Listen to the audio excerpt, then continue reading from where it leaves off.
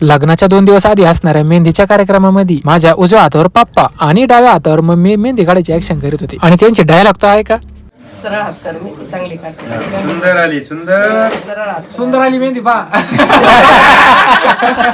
तर रामकृष्ण हरी मंडळी माया लग्नाच्या मेहंदीचा आनंद जर मी एकट्यानंच घेतला तर त्याच्यात काही विशेष नसन, पण शुभम पवारला जर सगळ्या महाराष्ट्रातून लग्नासाठी ऑनलाईन का होईना पण जर आशीर्वाद भेटत असते तर किमान आपल्या आसपासच्या लोकांना तरी मनापासून आनंद घेऊन देणं हे आपलं परम कर्तव्य आहे.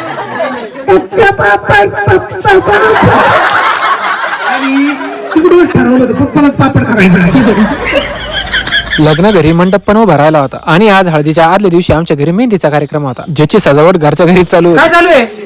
मेहंदी डेकोरेशन कशाचं? मेहंदीचं कोणाच्या? शुभमच्या काय? आवाजा मग डेकोरेशन पूर्ण झाले. मी फॅमिली फोटोशूट थोडक्यातच आवरून टाकलं, कारण याच्यात मला फक्त एकट्यालाच आनंद भेटत होता. आतापर्यंत सगळे पोच देत होते, खरी मेहंदी हीच काढणार पण मी इतका चात्रा आहे, मी फक्त एकाच हातावर मेहंदी काढली होती आणि दुसरा हात कायसाठी राखीव ठेवला होता ते तुम्हाला हळदीच्या ब्लॉग मध्ये कळूनच जाईल. आणि मला हा वाचलेला वेळ सर्वजण आवर्जून वाट बघत असलेल्या सर्वांना आनंद देणाऱ्या कोण जिंकणार पैठणी या खेळाची वाट बघत होते, ज्याचे सूत्रसंचालन करणार होते आमचे परम मित्र विराज शिंदे सरकार. आणि भावाने किती खेळ गाजवला येणाऱ्या काही ब्लॉग मध्ये तुम्हाला कळणार. लाईव्ह दाखवलेला कार्यक्रम इंस्टावर ऑलरेडी आहे आणि पूर्ण कार्यक्रम येणाऱ्या काही दिवसामध्ये YouTube वर बघायला मिळेल. तोपर्यंत रामकृष्ण हरी.